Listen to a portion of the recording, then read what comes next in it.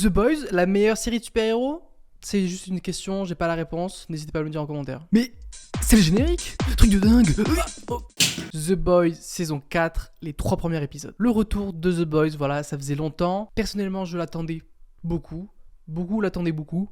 Et ça fait beaucoup de beaucoup. On va parler des 3 premiers épisodes de la saison 4 de The Boys qui est sorti aujourd'hui. Donc évidemment, si vous n'avez pas vu les saisons précédentes, soit allez les voir, soit regardez un peu cette vidéo, peut-être que ça va vous donner envie de vous plonger dans l'univers The Boys, parce que c'est un univers assez à part entière. Il y a une mouche qui est très intéressant et qui change un peu du côté super-héros qu'on peut avoir ces derniers temps, même si, grâce aussi un peu à cette série, j'ai l'impression que ça a un peu changé. Pensez à vous abonner, on est 199, il reste une personne pour les 200. Toi, tu regardes cette vidéo et tu n'es pas abonné, abonne-toi, on est 200, ça me régale. Merci pour ça. Ou on avait l'image un peu clean des super-héros avec Marvel, DC, que ce soit au cinéma évidemment, dans les comics c'est pas pareil, hein, je parle vraiment du cinéma et des séries, etc. Là où The Boys est arrivé avec un côté un peu plus réel, j'ai envie de dire, là où un peu plus moins héroïque du super-héros, un côté, j'aimerais dire réel en vrai, parce que je pense que s'il y avait des super-héros dans la vraie vie, dans notre monde à nous, sans le côté enfantin des super-héros, je pense que ça ressemblerait plus à The Boys que au MCU. En gros, The Boys, c'est quoi? Voilà, pour ceux qui connaissent pas, en gros, c'est des super-héros, sauf qu'en fait, c'est pas des héros. Voilà, ils sont super, et ils ont été dopés, hop là, vous êtes des super-héros, et ils sont tous débiles déjà, ils sont tous complètement tarés, ils ont tous des problèmes, des machins, sauf que vu qu'ils sont supérieurs physiquement, très souvent, qui ont des pouvoirs, ou ils se pensent supérieurs aux humains, ils les maltraitent, ils font n'importe quoi, etc. Je ne vais pas non plus rentrer dans les détails, parce que c'est assez dégueu, voilà, si jamais vous avez jamais regardé The Boys, c'est clairement dégueu parfois, c'est un peu gore et tout. C'est ça aussi qui est cool, c'est que là où dans le MCU, tout ça, dans les trucs de super-héros, généralement on montre pas trop le sang, le machin, là, en plein dedans. Et dans cette saison 4, ça continue, dès le premier épisode, à chaque épisode, il y a du sang, il y a des boyaux, il y a des trucs un peu dégueu. The Boys, c'est des super-héros un peu tarés, méchants, des super-héros qui font un peu ce qu'ils veulent. C'est un peu contrôlé, c'est un peu plus compliqué que ça. Et quand on appelle des choses compliquées, on appelle ça aussi de la politique, parce que c'est compliqué. Oui, évidemment que ça parle politique, The Boys, évidemment que c'est politique, évidemment que ça critique l'extrême droite. Faut le dire, c'est comme ça, je veux dire, Homelander et tous ces gens-là, c'est des nazis, déjà de 1, fascistes, qui sont clairement une critique de l'extrême droite. Je pense que si vous voyez pas ça, je comprends pas. Donc cette série parle de super-héros, mais franchement, c'est juste histoire d'eux, quoi. Ça parle plus de politique, de société. Évidemment que The Boys parle des super-héros, mais évidemment aussi que c'est politique. Et c'est peut-être la chose la plus importante en vrai de The Boys qu'il faut retenir le plus, qu'il faut relever, qu'il faut apprécier peut-être. C'est ce côté engagé, j'ai envie de dire. Il y a plein de messages, plein de choses qui passent, qui sont en fait très d'actualité. C'est extrêmement d'actualité en fait. On pourrait croire que c'est une fiction, machin, on s'en fiche.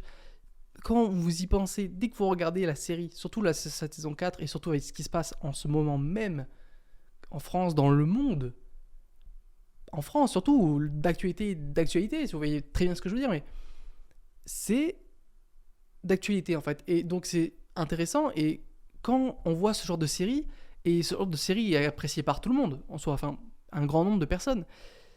Il y a des gens qui aiment cette série, qui votent extrême droite, par exemple.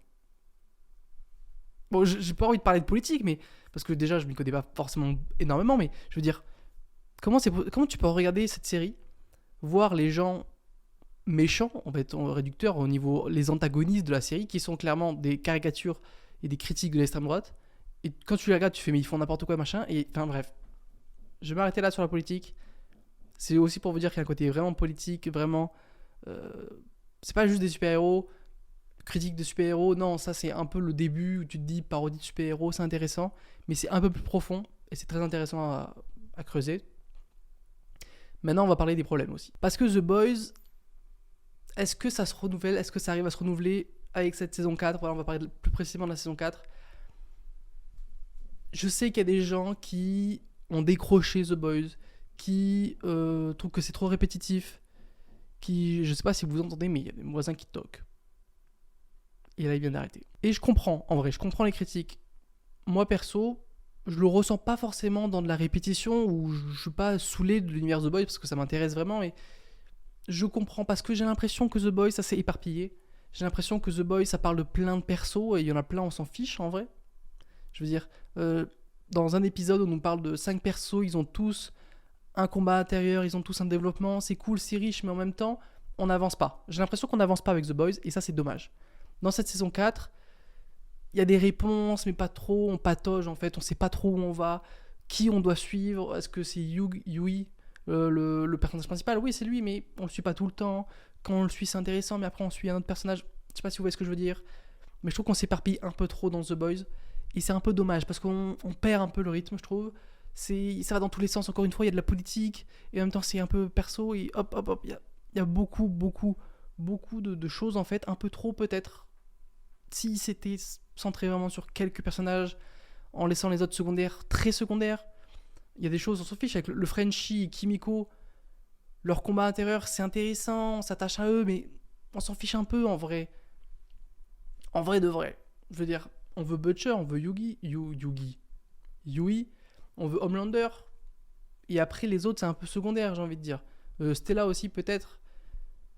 Les nouveaux persos, mais en fait, j'ai l'impression que ça veut beaucoup développer tous les persos. Mais du coup, je trouve qu'on s'y perd un peu dans la série, et que je comprends que certains en aient un peu marre peut-être, ou qui sont plus concernés trop par l'univers The Boys en fait. Surtout que là, avec cette saison 4, il y a plusieurs persos qui sont introduits. On a l'acteur qui jouait Negan dans The Walking Dead, qui a un petit rôle pour l'instant, mais je pense qu'il y aura plus d'impact dans l'avenir et dans la prochaine saison qui sera la dernière, la 5. À voir.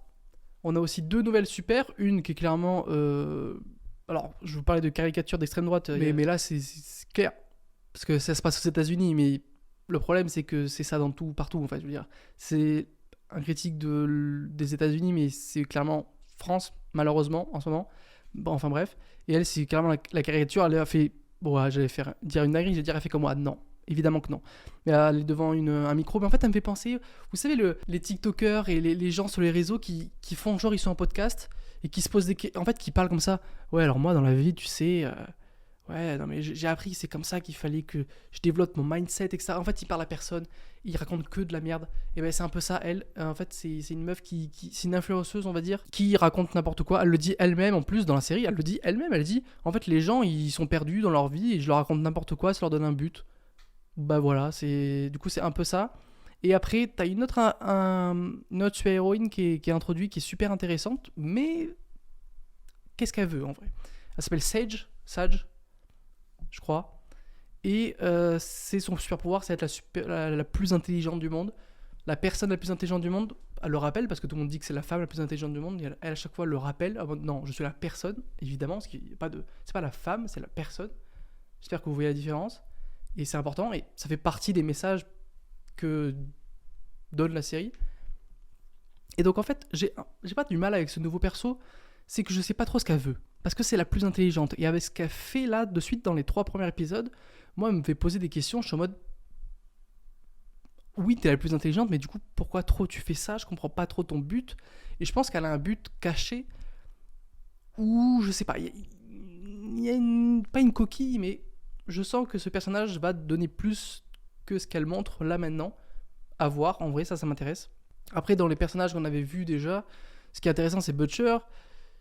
Son côté, il a un cancer, machin, enfin il a une tumeur ou il a un truc dans le cerveau, en plus il y a une bête qui traîne dans sa tête, c'est dégueu, on sait pas ce que c'est, mais en fait ça avance pas, je trouve, et c'est dommage. Ça fait ça avec tous les autres persos, un peu de Yui, que lui ça avance un peu, il y a sa mère qui arrive, machin, ça le développe. J'ai beaucoup aimé ce moment-là, mais il n'y a pas assez pour moi, il n'y a pas assez de...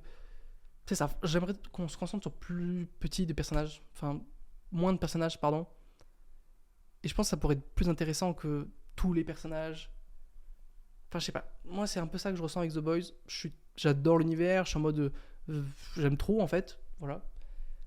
Mais c'est pas parfait comme avant. On se lasse un peu, peut-être. Trop de dispersion. À voir. Évidemment, il y a Homelander, qui est un personnage horrible, hein, toujours, mais qui est interprété brillamment par Anthony Starr. Il me semble que c'est ça son blaze.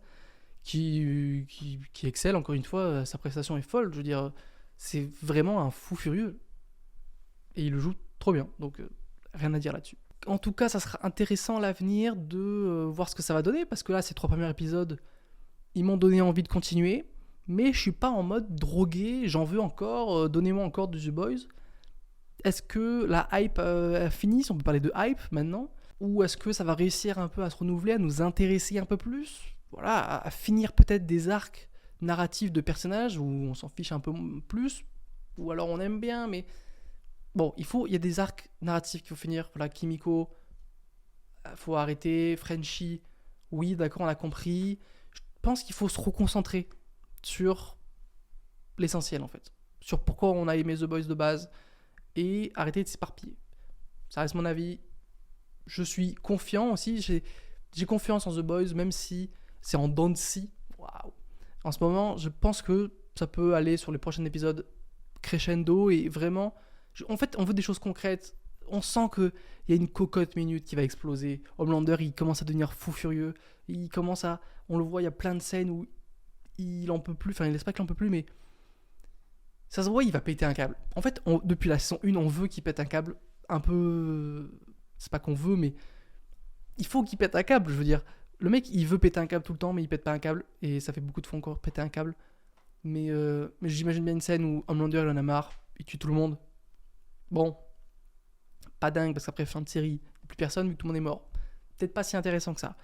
Mais vous voyez ce que je veux dire. Ça sent qu'il va à un moment donné, soit il va s'énerver, soit il va vraiment péter un câble, au bout d'un moment, parce que là, on dirait qu'il en a vraiment marre. Ou alors, je sais pas trop ce qui va se passer, en vrai.